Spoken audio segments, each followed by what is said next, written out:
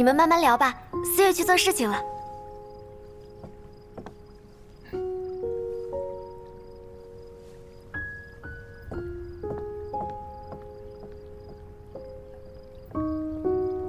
这丫头还是这样莽撞行事。要说起莽撞，还是汪小姐更胜一筹吧。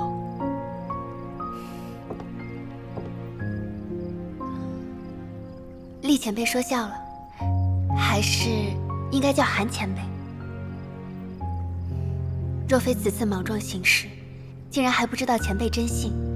可惜，非但未能报答前番救命之恩，反而又令前辈陷于险境。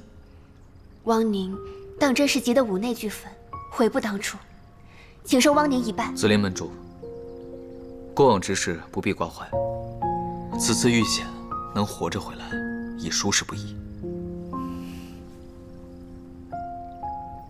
紫菱只是外人的称呼，门主什么的更谈不上。其实，当年与前辈分别后，我尝试寻找过前辈，想要报答前辈救命之恩。但是极阴岛当时也在蠢蠢欲动，紫菱担心找得太前，反而暴露了前辈行踪，这才作罢。